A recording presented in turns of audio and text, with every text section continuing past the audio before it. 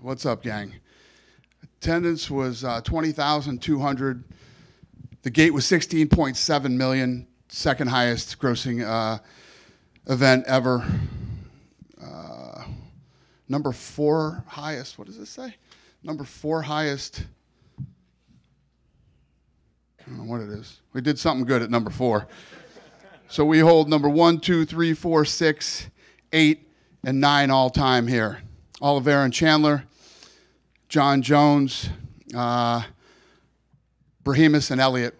We gave them both. They all got 50,000. It was hard to pick between all those fights, so they all get 50,000. Congrats to them. Oh, 4th highest all time ever. Yeah, got it. Thank you.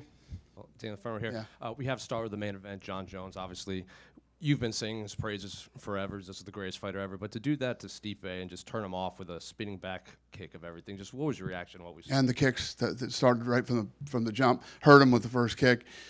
This guy's fight IQ is off the charts. And, you know,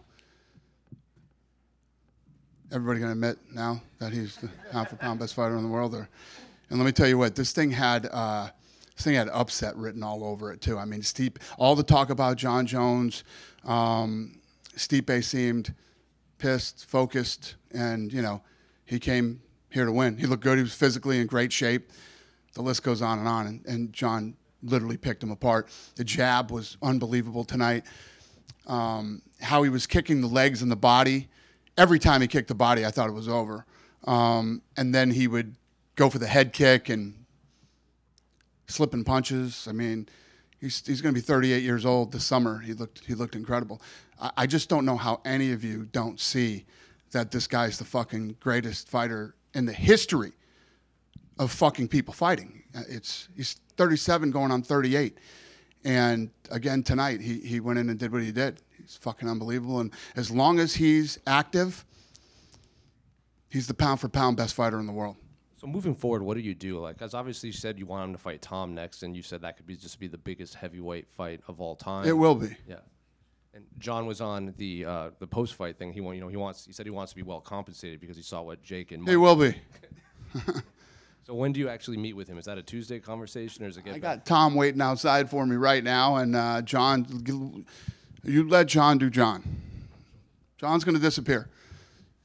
Not only will you not hear about him or what he's doing, neither will I. And then he will resurface, and he'll call, and we'll get it done. And Stipe he was very blunt. He said he's retiring. He's hanging it up. So I guess what are your thoughts of Stipe's career and what we saw from him in there? Because Daniel said he looked kind of slow, maybe a little sluggish, but he was landing some shots in there. He looked slow after he took the kicks to the body.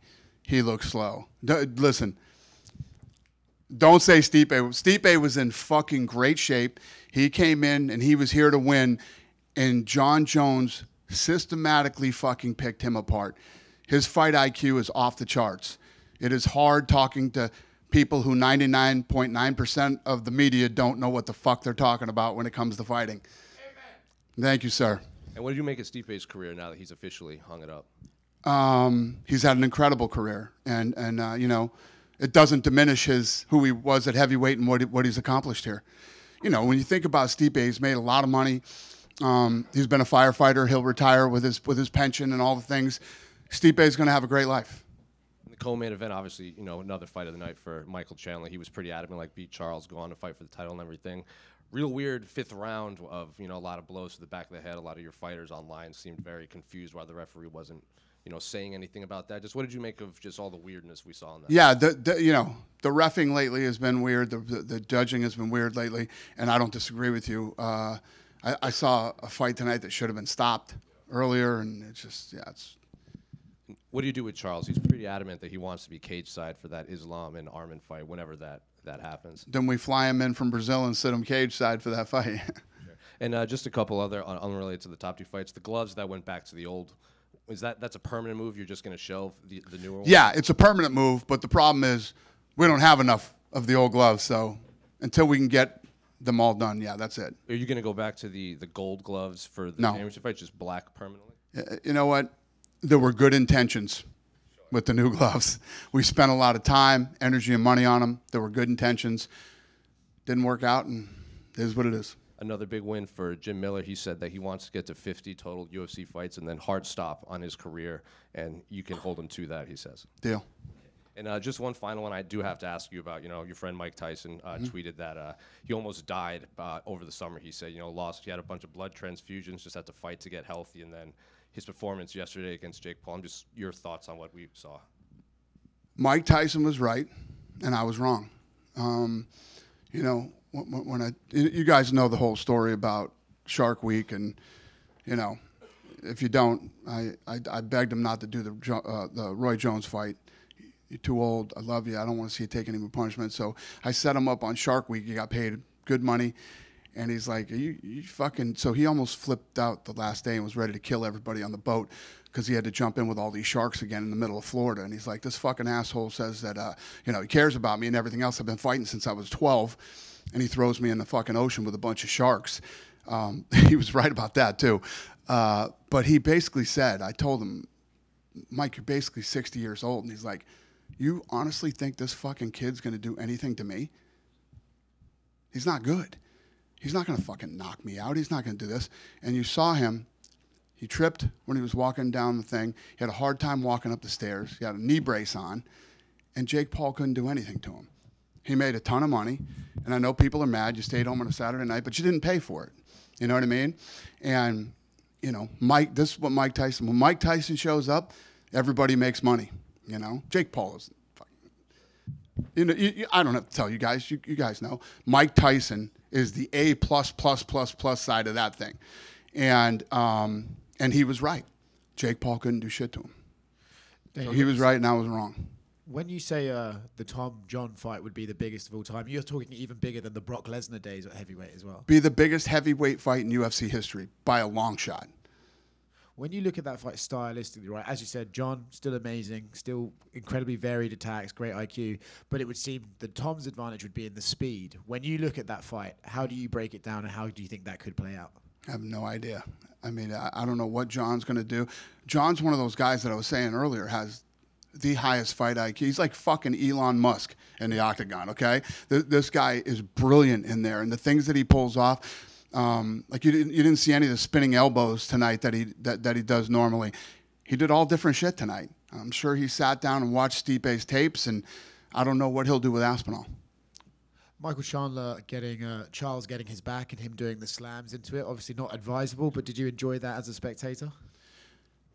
I'm sorry. What did you ask me? I said, did you enjoy when Chandler threw himself backwards with Charles on his back? Yeah, that was awesome. Obviously, look, I think he's 2-3 now in the UFC, but every time he goes out there, right, puts on a crazy show. He's one of those fighters that I'm sure you just love to have around, regardless of his win-loss record. Yeah, I mean, he's like an Arturo Gatti, man. He's one of those guys. Win, lose, or draw, you're never bummed out at the end of a Michael Chandler fight. Last one for me. Look, I know that you got to let John do John and go and disappear for a while, but do you have to have a time limit on it for those negotiations? Because obviously Tom's been at... Of course. Yeah. Do you have any idea when you sort of think like, hey, come on? No. Dana right here. Dana right here. Yep. Okay. Yep. Okay. Hey. No. Yeah. There you go. Hey. Hey, Dana. Congratulations on another great night. Thank you, sir. Obviously, when you come to New York, it's always a huge card. Best city in the world. Tons of celebrities. We got the great Kid Rock right here. Yep. He came to Iraq in 2004 when I was in the Army. Did a free concert, so I want to publicly thank him for that. Yeah, nobody loves the troops more than Kid Rock does, man. Kid Rock does so much stuff for the troops and for this country. He's a good man. Yeah. With that said, do you ever think about, instead of doing the card just in November, maybe do 2 cards in New York a year? Yeah, here's the thing. As we go into 25, there's a lot of places that we haven't been pre-COVID, right? And there were places that I didn't want to go until everything started to get back to normal. It's like New York City, you're not wrong, is one of the greatest cities on earth, right? Since I've been here the last 2 days, this place feels like New York City again. Like people everywhere, packed, shopping, eating out. There's just a good energy here again, man, and it felt really good. But in 25, we'll probably just come back here once, even though I'd love to come back here more. But there's cities that I'm going to go to next year that we haven't been to in a while. I'm going to do Chicago. I'm going to do Seattle. I'm going to do, a few other places in 25. So obviously this was a big pay-per-view. Your next pay-per-view, You have the flyweight title fight. You have Kai Asakara in the main event, UFC newcomer. Two-part question, being that a lot of people who don't follow outside of the UFC might not know who he is. Are you worried about not attracting as much fans? But second part, he hasn't fought at flyweight in 7 years. Yeah. Was that any of the discussion when you decided he'd get the title shot? Yeah. First of all, for people to know who he is and be excited to see him fight, that's my job. Number one. Number two, no, that wasn't. It's very typical for Japan. You know what I mean? They always fight higher than they probably should. But when you come over here, there's a whole nother ball game here. You know, the literally the best in the world are here. But we love this kid, and we think it's going to be an exciting, fun fight. And my last question, this is your first pay-per-view since Donald Trump won the election. I know he's a close friend of you. But from a business side, how does that change the UFC? Is it positive for the UFC with him being the president, or does it not change anything? I think it's positive for the world, to be honest with you. I mean, listen, no matter what side of the fence you sit on politically, you cannot deny that there's almost like this weight that's been lifted off the country right now, and this sigh of relief. And things are already getting better. He's not even in there yet. So, yeah. Dana, I know most of the people in the room disagree with me, but yeah. Dana, when you I got one guy back there that's supporting everything I say tonight. Thank you, sir. Dana, when you heard the crowd's reaction after Bo won and they were booing and chanting overrated, just how did you kind of process that? Well, you know, we've had these discussions with Bo. You know, Bo needs work. Bo's an up-and-coming guy. I know he has big aspirations and wants to move faster than he should, but tonight showed that he still dominated. I mean, he won the whole fight, but he's got work to do. It's all right. We'll move him. And when you're in a position like Bo is, there's a lot of expectations, you know. And did you see the size of Craig? I mean, the guy's a fucking monster. The president looked at me and said, "These guys are in the same weight class?" Because he loves Bo Nickel. So I said, "Yeah, they are. It's crazy." And then on the Chandler side of it, afterwards, right, he eventually calls out Conor McGregor again. Like, do you even go down that road? Like, Who did? Bo? No, Chandler. Oh, Chandler. Mm-hmm. Yeah. Is that like a waste at this point? Conor's going to come back late 25, so there's a lot of time before we figure out who's going to fight Conor. Dana right here. Yep. Tonight, some interesting records, right? Jim Miller, 27 UFC wins, the most. John Jones, the first to have a 20-fight unbeaten streak. Charles Oliveira, the first to get 20 bonuses in the UFC. Which one of those is most impressive to you? Yeah, that's a tough one. They're all impressive in their own ways. I mean, if you look at an older guy like Jim doing what he's doing still at the level he's doing it, that's obviously super impressive. And then, I mean, John Jones, you guys don't even want to fucking hear it. But, and then Oliveira, yeah, he's such a beast, man. The kid's incredible. They're all great in their own way. Sure. And John has made it clear in kind of the interviews he's done, he wants to be well compensated for this Tom fight. And I know the last time this was kind of a thing with the Francis Ngannou fight, you said he wanted $30 million. There's the Anthony Joshua money quote and stuff. Mm-hmm. Do you feel like this could be leading to that same type of friction, or do you think it'll be an easier negotiation this time? John's always been well compensated. You know, he's always been well compensated. I would never put his total purse number out there, but it's fucking massive. The number that he went over tonight, he's made a lot of money in his career. Listen, you don't fight and then disappear for 5 years because you weren't well compensated. He makes a lot of money. So he'll make a lot more for this fight.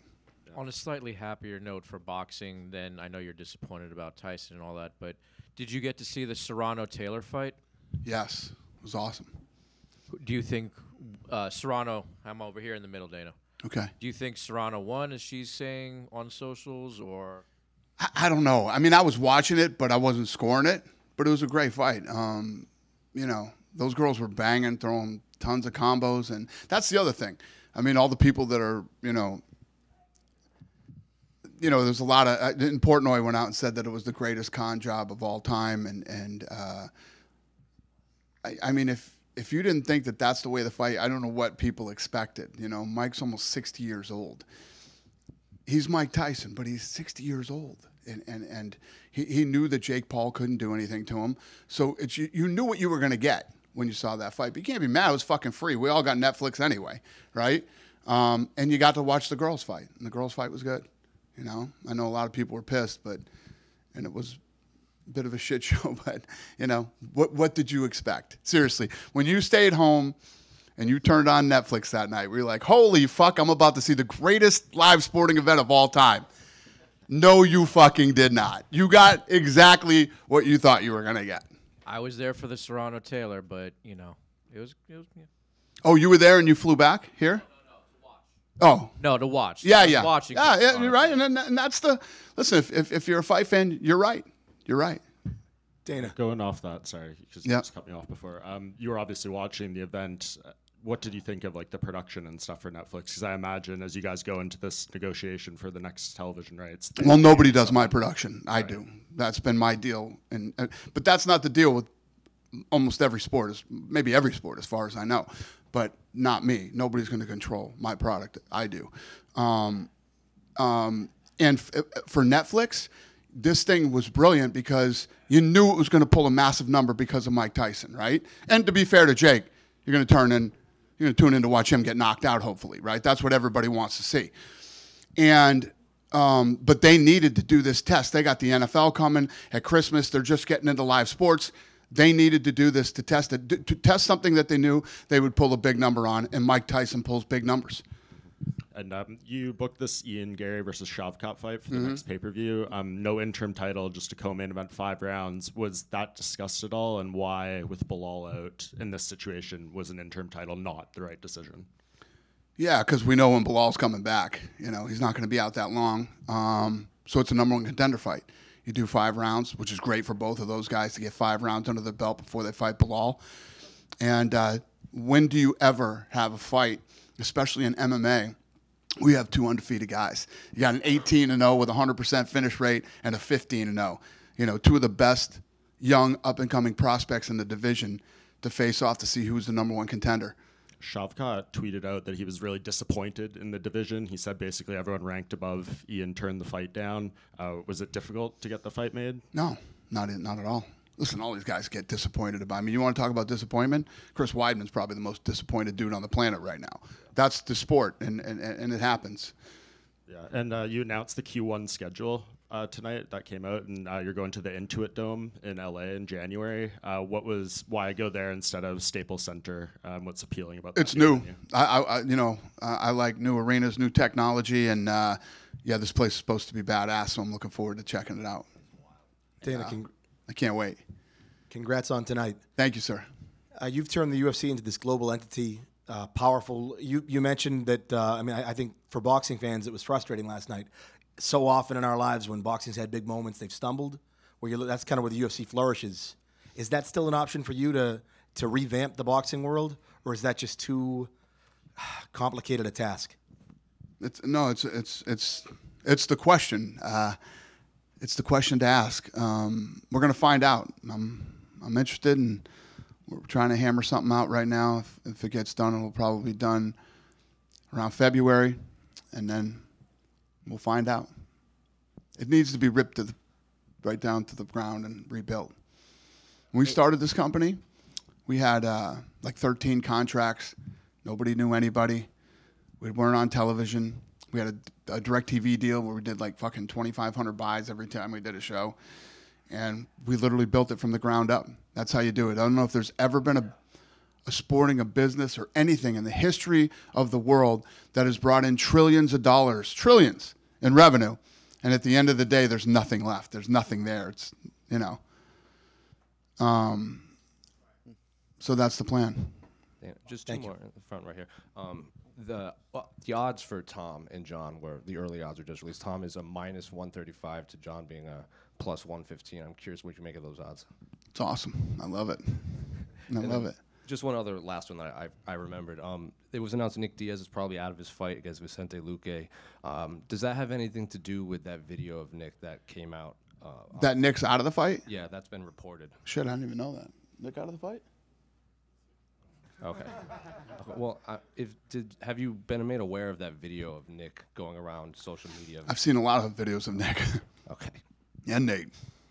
Dana, the UFC signed Mikey Musumeci to the first BJJ exclusive promotional contract in UFC history. Can you just talk more about the work that went into that? You said it's been in the works for over a year.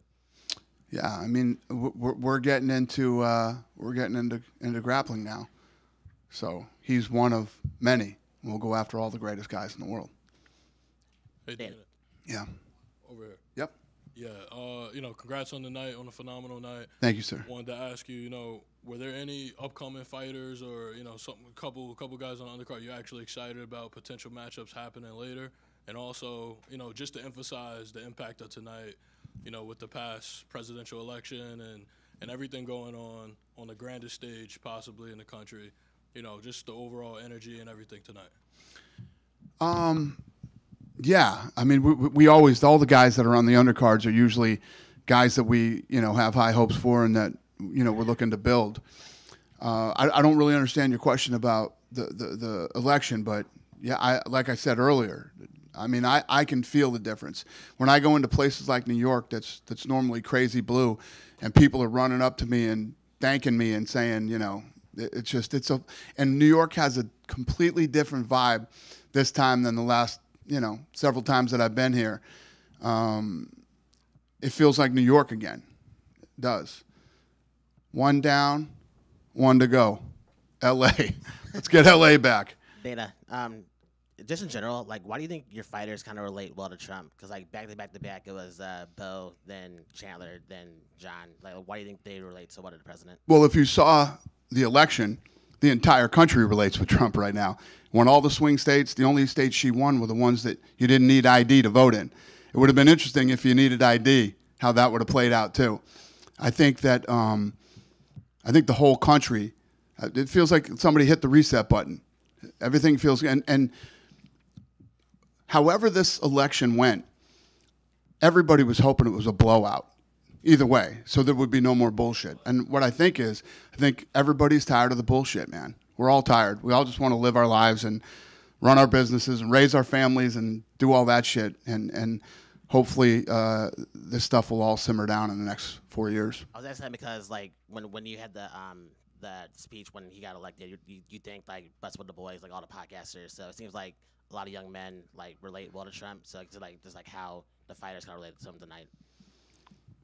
So I've had this philosophy for the last 5 years that traditional media is dead, and it doesn't hold the influence that it used to hold.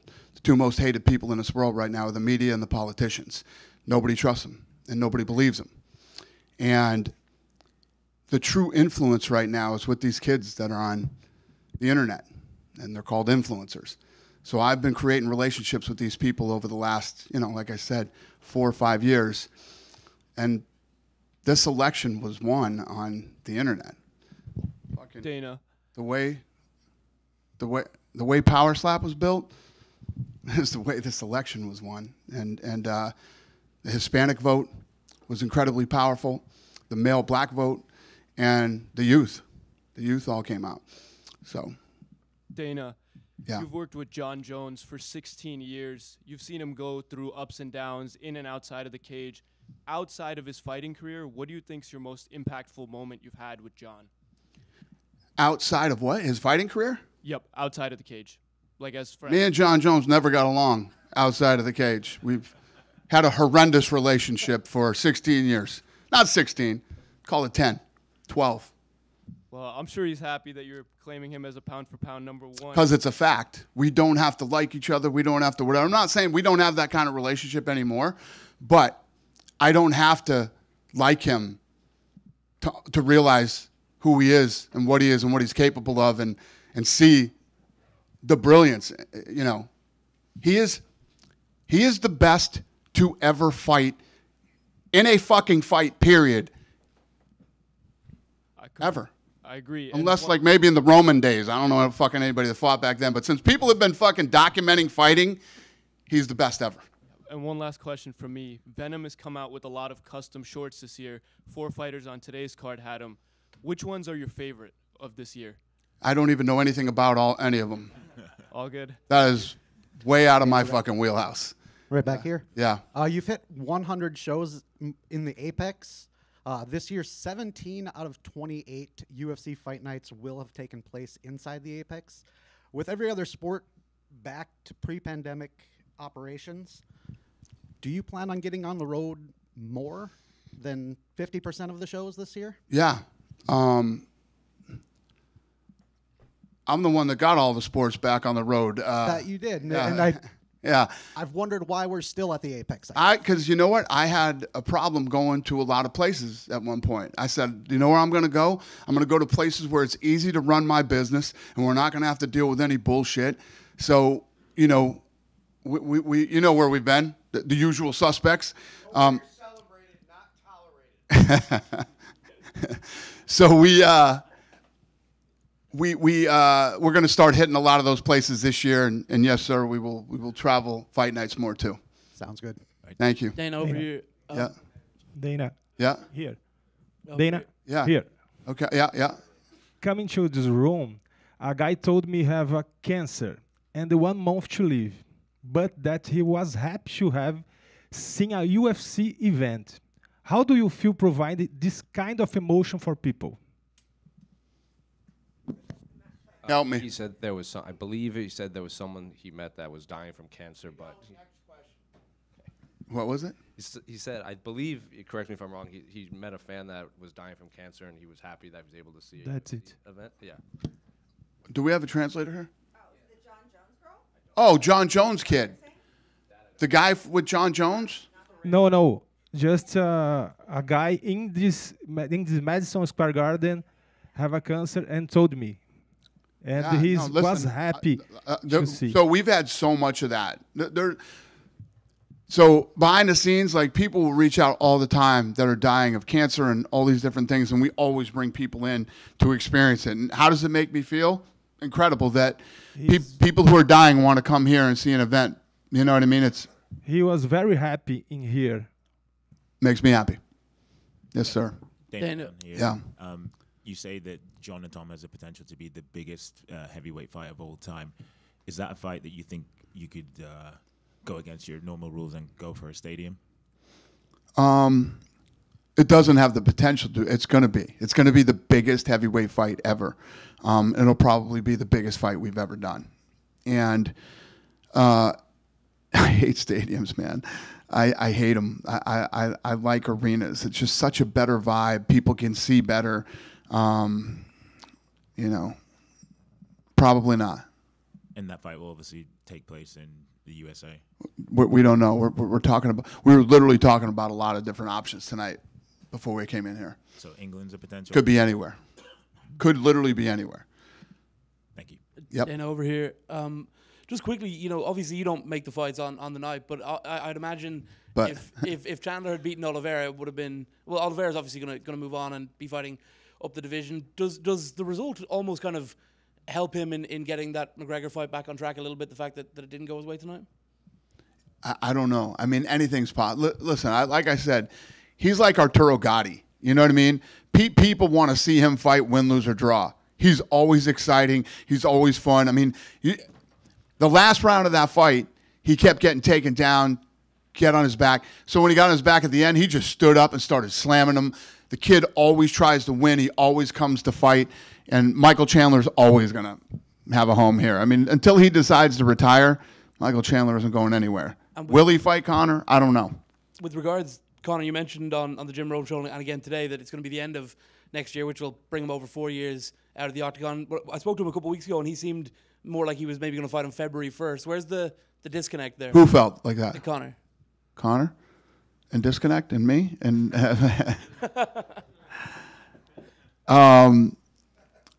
there's no doubt that Conor hits me up all the time. Conor wants to fight. I told you guys that he probably wouldn't fight in 24, and he didn't. He's going to fight in 25, probably at the end of the year. If it's earlier, that's good for all of us. Why so late? When it's going to play out. Thank you. Thank you. Dana Yeah. over here. Thanks for making a great night. Thank you, sir. It was a great experience. I wanted to ask about John Jones. I know you like questions about him, so if Aspinall gets out of the fight, if you schedule a fight and he gets out of fight, do you think you'll try to make a fight against Pereira? No. No? Okay. You know what? You know what tonight told me? There's no fucking way I make the Pereira fight. Okay. John's too big. Great wrestler. See how he took Stipe down in that first round? Yeah. I like Alex Pereira. I like him personally. You know, but it he's just the greatest of all time, right? it just doesn't make sense to make that fight.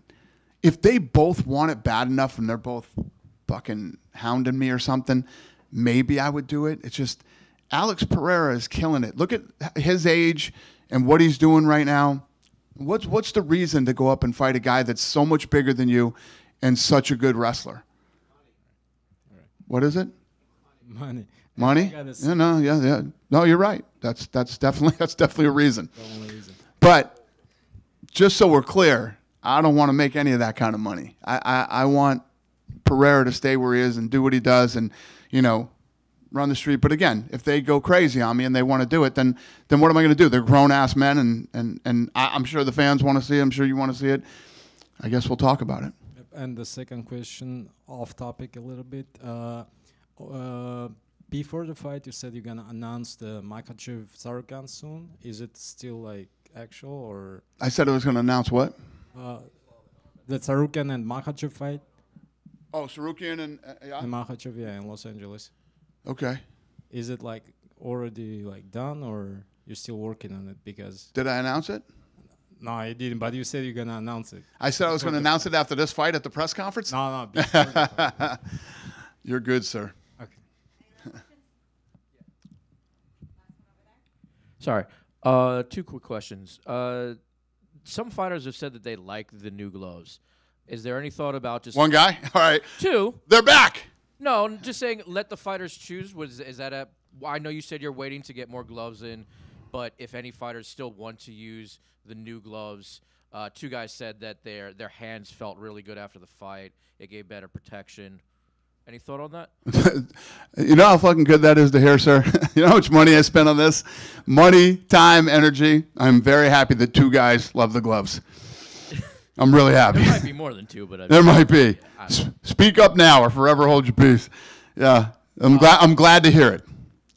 The last question I have is, it seemed like you might have softened your stance on an outdoor venue, perhaps for, say, a UFC Africa, or perhaps even a smaller arena than you might normally do. And why is that? Why do you say that? Saw an interview a couple weeks ago, 3 weeks ago, I think it was, where it sounded like you were maybe we do something there with what's existing, but that's where I want to lead with this. What are your thoughts on the existing infrastructure in that whole continent? So all the top executives from the Yankees were here tonight, and the president of the Yankees told me that they would love to do a fight at Yankee Stadium outside and all this stuff. It's just we did one fight outside one time at Abu Dhabi. The heat was a problem. The humidity was a problem.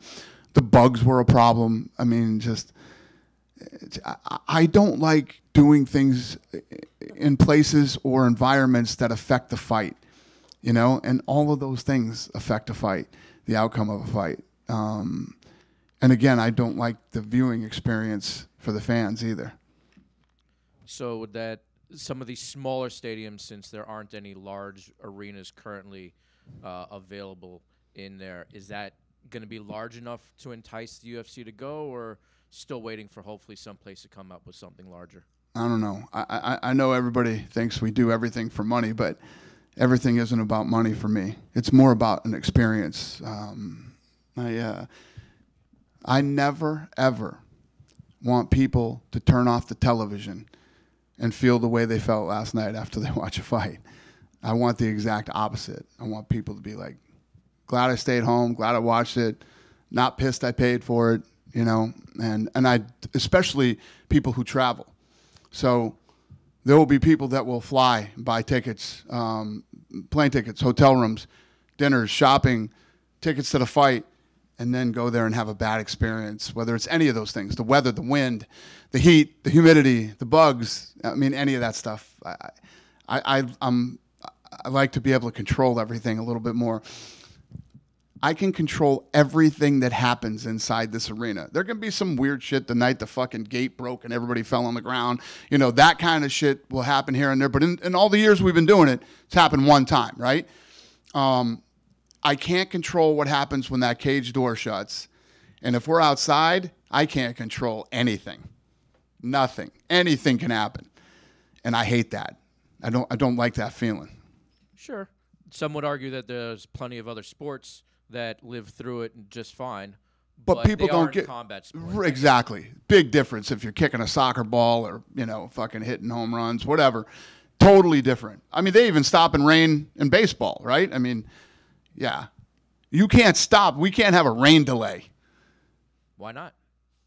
Because it's fucking ridiculous, and it will never happen as long as I'm alive. That's never going to happen. We're never going to have a rain delay in the UFC. Yeah. Think about, again, last night, boxing, right? These guys will do a fight, then have a fucking podcast for an hour and 30 minutes before the next fucking fight comes on, right? We're going to do a rain delay? It's never going to happen, man. You know what we do? We go boom, boom, boom, boom, boom, and all the fights fucking roll all night. All the shit talk's done. You don't need to see fucking Rosie Perez breaking down fights and you know. Really good job, but yes. Yeah. Have a great night, everybody. Thank you.